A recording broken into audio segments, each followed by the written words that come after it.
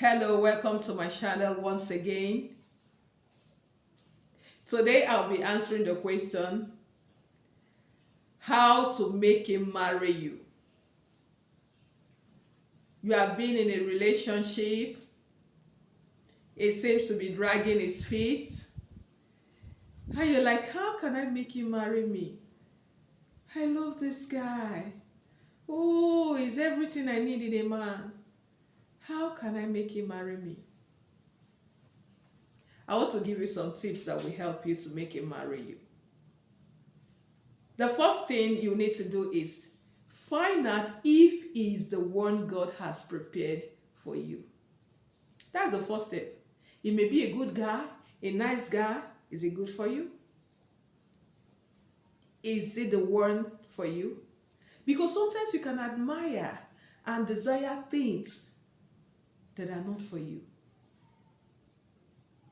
If it's not for you, then you are wasting your time. I'm sorry to say that. You have to first establish that he is the one for you. Today, some people are married to men that they have no reason marrying. They marry the man that is supposed to be another woman's husband. That's one of the reasons for some challenges that people face. So, find out if it's the one for you. Now, how can you know if it's the one for you? I will tell you, pray. Talk to God. He's the one that created you and created him. Inquire from him. He promised in Jeremiah 33 verse 3 that we should call upon him. And he said he will answer us and show us great and mighty things that we do not know. So inquire from him. Lord, I like this man, but is he the one that you have ordained to be my husband? Because I don't want to marry someone that is not meant for me. I don't want to marry someone that is not good for me. Is he the right person that you've ordained to fulfill destiny and purpose together with me?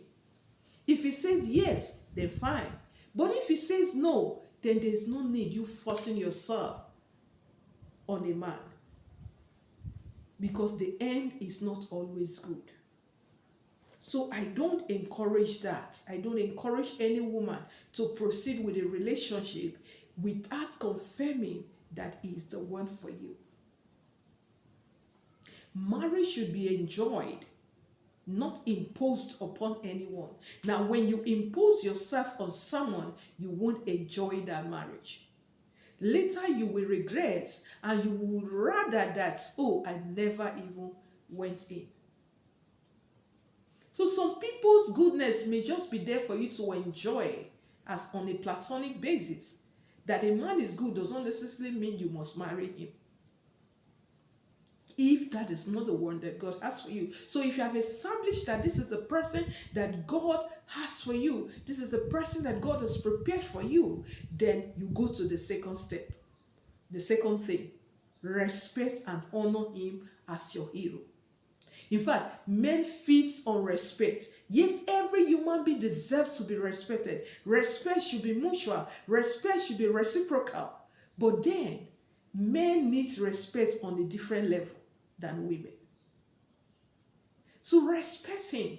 Make him feel like it's all you've got. Honor him. Treat him like the king that he is. Don't be disrespectful to him. Don't crush his ego. His ego. Don't crush his ego. Build him up. Make him feel like the real man that he is. Number 3, don't give him free sex. What do I mean by that? Withhold sex till marriage. Save sex for marriage. The reason why some men are dragging their feet to pay their long-time girlfriends bride price is because they are getting what they're supposed to pay for free of charge. There's this saying that goes this way, say, why pay for the cow? Why buy the cow when you can get the milk for free?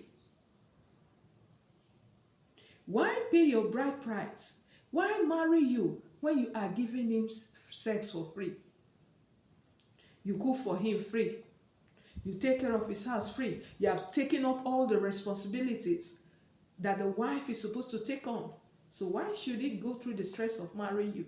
You are giving him free babies. So why marry you? Now, as a lady, when you are doing all those things, when a man has not married you, you are actually discouraging him from marrying you. You may be doing it with the best of intentions. Unknowingly, you are actually hindering your marital fulfillment. So don't give him free sex. Let him marry you. With all sex till you're married. The fourth thing is accept him as he is. Don't compare him with others. Let him know that you like him the way he is. Comparing your man with others can be very annoying. It can be very irritating and also frustrating at the same time. And that can make him turn away from you. If there are things you want him to do better, yes, talk to him about those things. But don't always compare him with others, because he's an individual. He's a unique person of his own. He's one of his kind. Don't make him a duplicate or a photocopy of another man. Understand his uniqueness and learn the wisdom to deal with him based on his individuality and uniqueness. The fifth thing is to understand him. Understand his personality. Understand his background, where he's coming from. Understand his perspectives. Understand his fears. Understand what he likes and what he does not like. And live with him based on that knowledge. Live with him with that in mind. Number 6, be yourself. Don't pretend. Don't be fake. Even though fake life is the order of the day today, choose to be authentic. Maintain your individuality and uniqueness. Men may flirt around with all these fake girls, but when it comes to marriage, they would rather go for an authentic girl. So don't be deceived by what people are doing, by what guys are doing on social media. Be real, be authentic, be yourself. That makes you attractive and that sets you apart from others. It distinguishes you from others.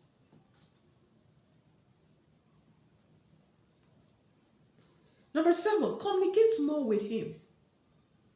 I didn't say nag with him or nag him. Communicate, talk with him. If there are expectations you have, communicate. And also find out his expectations. What does he want in a wife? What are the needs he wants a wife to fulfill? Then ask yourself, can I meet these needs? Or is there any way I can improve myself to meet these needs? Communicate. Talk with him. Let him talk back to you.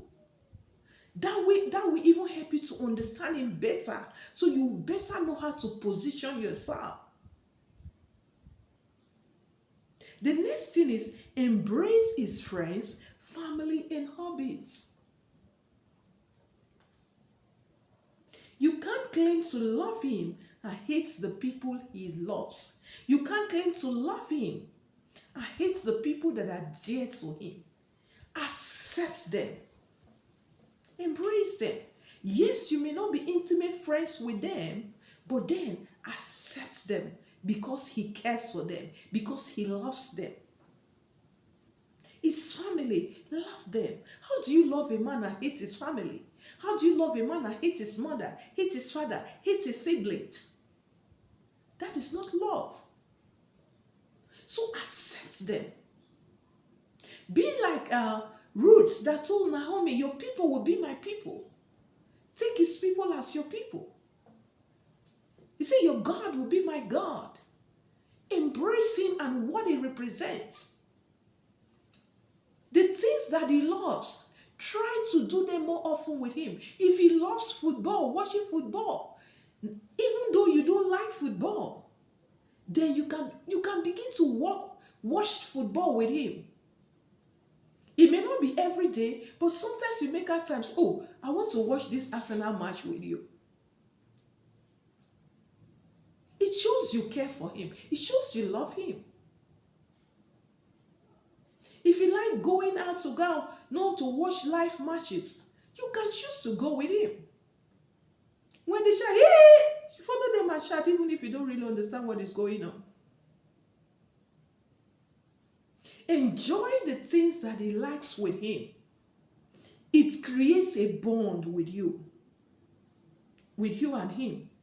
It creates a bond. It brings both of you closer. So don't isolate yourself from the things that are important to him. Identify and be involved in the things that are important to him. Whatever that is, if you have to learn, so that you can be actively involved in doing those things with him. Even if not to 100%, but it will show that you care for him. The number 9 is be hospitable, kind, and caring. Be accommodating. Be kind. Be caring. Even though we always say men should take care of women, men also needs to be taken care of. They may not always say it, but they want it. They may not always say it, but they need it. So take care of him. Pamper him. Spoil him sometimes. Yeah. You don't have to have millions to do that. With little things, you can show you care for him. You can pamper him with the little that you have. Number 10, develop godly character. Beauty can attract a man, but it takes a godly character to sustain relationship with that man. You have the fruits of the Spirit as a child of God. Exercise them, develop them. Like love, genuine love, compassion, empathy, goodness, kindness, loveliness. Applying the wisdom of God in your words, in your speech, in how you deal with him and how you deal with the people that matters to him. These things are key. Let him see God in you. We once went on an evangelism and we saw a man in a compound who went in to preach to him. And he told us bluntly that he's not going to go to that church. Coincidentally, his wife happens to be a member of our church there. He said even though his wife claims to be born again, spirit-filled, tongue-talking, he said our life and our character is nothing to be compared to that of Christ and what the scriptures and the word of God stands for. He said even if I decide to go to church, certainly not going to be the church that my wife is attending. She wasn't a good representative of Christ. She was not a good ambassador. So, develop the character of God in you. Let him see God in you. Let him see Christ in you. The believers were first called Christians in Antioch because the people saw Christ in them. Be a real and genuine Christian. Yes, we know that no one is perfect, but to a large extent, someone should be able to see you and say you are a child of God. He should be able to say, oh, you are a child of God. The last thing is connect with the one who owns his heart. In Proverbs chapter 21 verse 1, the scripture said, the heart of the king is in the hand of the Lord. As the water current, he turns it to wheresoever he will. So if you connect with God, the owner of his heart, the owner of his life, he can turn his heart to favor you. That is the most important thing you will need to do after confirming that is the one for you. Commit him into the hands of God. Let God work on his heart. Let God cause you to have favor with him. With this point, you can make him to marry you. And I pray for you that if it is the will of God, that this man is your husband, if it's the one that the Lord has prepared for you to fulfill purpose together, that nothing will hinder it. And in no distant time, I pray that you will be heading to the altar. Thank you for watching this video. If you are new on this channel or you have been watching without subscribing, what are you waiting for? Subscribe to the video. Give the video a big thumbs up. Drop your comments in the comment section. If there's any video you want me to do for you, you have any questions, drop them in the comment section or you reach out to me. God bless you.